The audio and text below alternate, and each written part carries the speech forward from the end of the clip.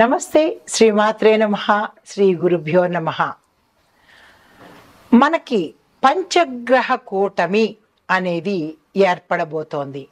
అయితే అది ఎప్పటి నుంచి ఏర్పడుతోంది అంటే కనుక ఏప్రిల్ 14 నుంచి ఏప్రిల్ 23 వరకు మేషరాశిలో ఈ పంచగ్రహ కూటమి ఏర్పడబోతోంది. అది 2025 సంవత్సరం మరికొద్ది రోజుల్లో. అయితే ఈ పంచగ్రహ కూటమి అంటే ఏమిటి? అసలు కూటమి అంటే ఏంటంటే ఒక యోగము. మనకి ఖగోళంలో రకరకాల యోగాలు, రకరకాల గ్రహాల యొక్క సంచారాలు, వీటి వల్ల మనకి చాలా రకాలైన యోగాలు ఏర్పడుతూ ఉంటాయి.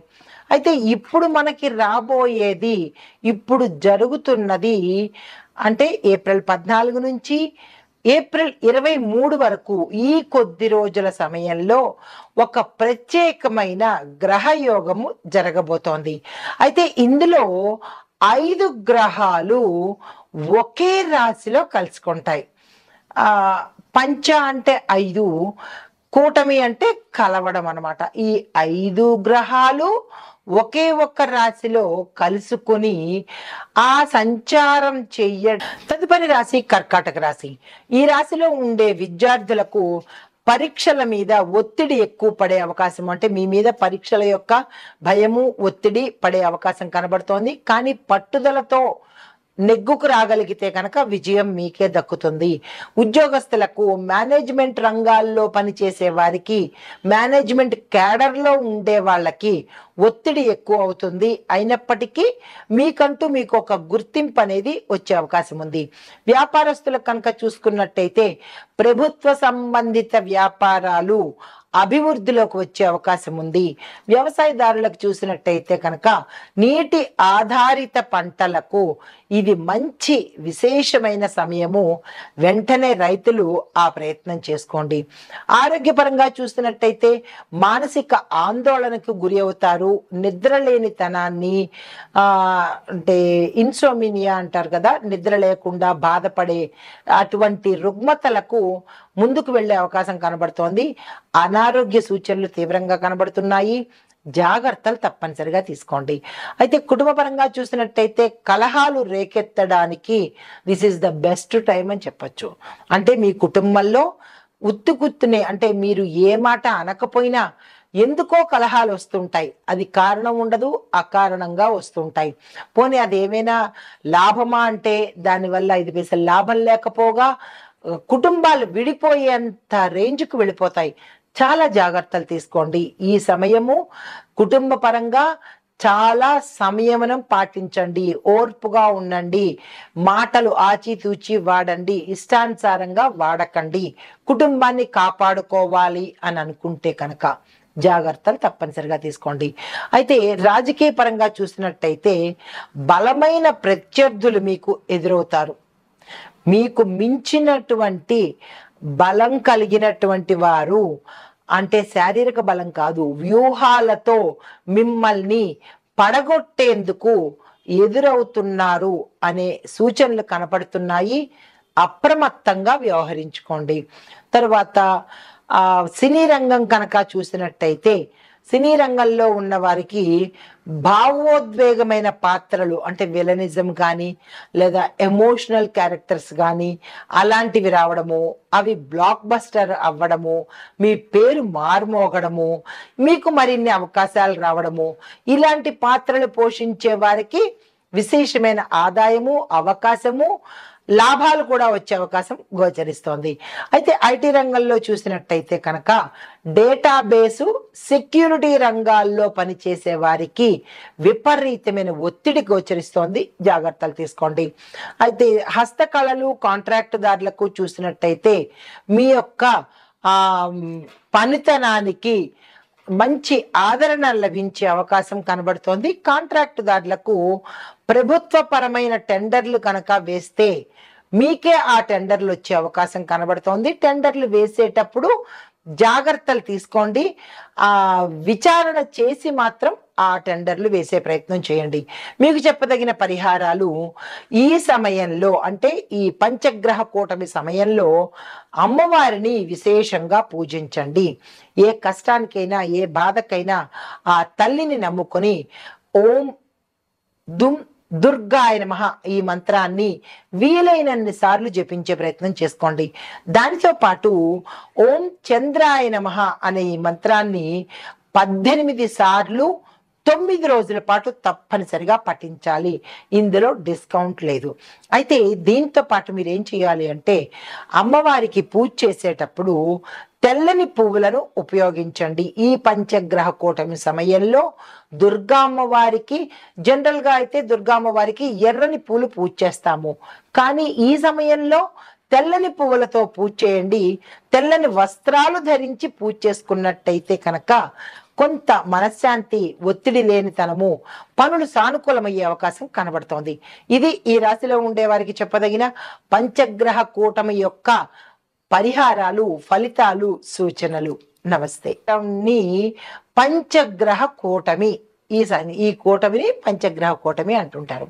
అయితే ఈ ఏ గ్రహాలు ఈ కూటమిలో పాల్గొన్నాయి, ఈ 5 గ్రహాలు ఏమిటవి అనేది కనుక చూసినట్టయితే సూర్యుడు, చంద్రుడు, బుధుడు, శుక్రుడు, రాహువు.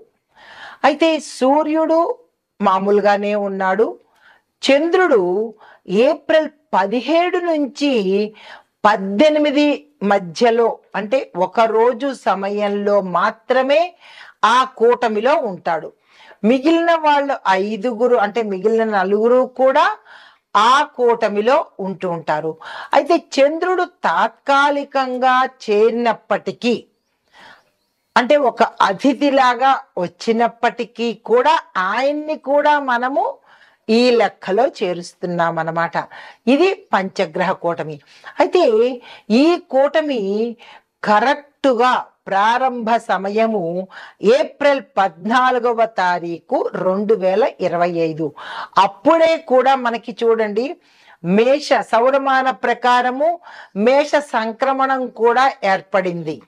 చాంద్రమాన ప్రకారము కొత్త సంవత్సరం అయితే మనకి అంటే సౌరమాన ప్రకారము మేష సంక్రమణము.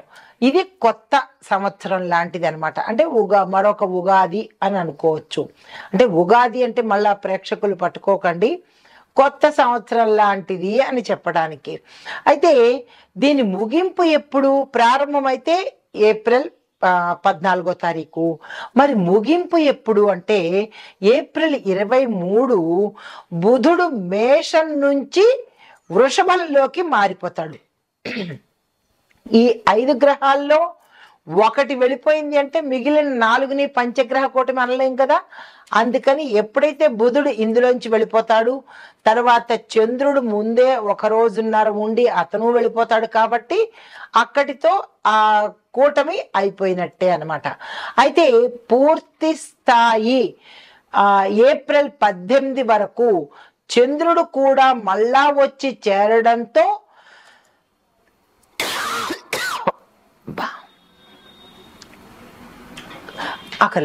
కంటిన్యూ చేసుకోండి. ఈ దగ్గు కూడా ఎడిటింగ్ లో వేయకండి.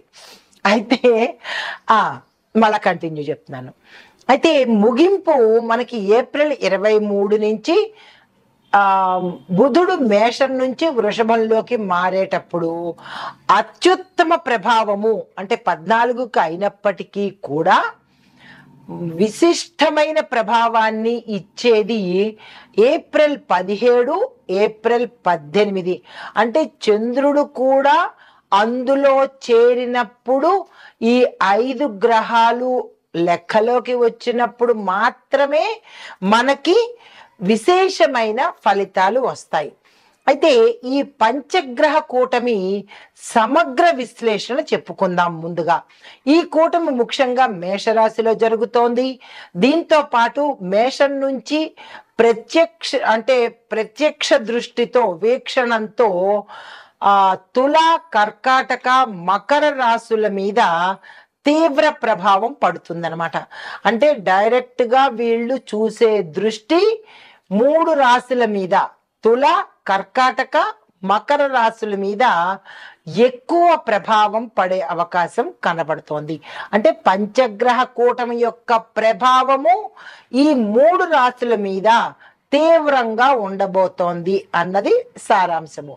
అయితే ఈ పంచగ్రహ కూటమి స్థానము మేషరాశిలో జరగడము, ఈ కాలము ఈ 14 నుంచి ఈ 23 వరకు అనే కాలము.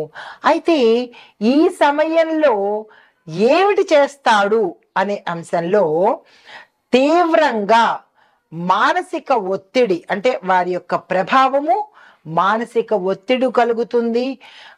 తర్వాత క్షణక్షణానికి వీళ్ళ స్వభావాలు మారిపోతూ ఉంటాయి, రంగులు మార్చినట్టుగా అన్నమాట. అయితే ఆకస్మికంగా మార్పులు జరిగిపోతాయి, జీవితంలో కావచ్చు, కెరియర్లో కావచ్చు, ఆరోగ్యంలో కావచ్చు, అన్ని రకాలుగా కూడా క్షణక్షణానికి మార్పులు, చేంజెస్ ఏర్పడుతూ ఉంటాయి. అయితే ముఖ్యంగా మేషరాశి వారికి ఈ ప్రభావం చాలా ఎక్కువగా ఉంటుంది. అన్ని విధాలుగా కూడా ఈ ప్రభావము మేషరాశి వారికి తీవ్రంగా ఉండబోతోంది. అయితే ముందుగా మనము మేషాది ద్వాదశ రాశుల వారికి ఈ ప్రభావం ఎలా ఉండబోతోంది అని మనుషులకి అనుకున్నట్టయితే, మరి దేశకాలమాన పరిస్థితుల్లో కూడా ప్రకృతి రీత్యా, ఆరోగ్య రీత్యా ఈ అంశాలన్నీ ఎలా ఉండబోతున్నాయి అనేవి కూడా మనం ముందు ముందు చర్చిద్దాం.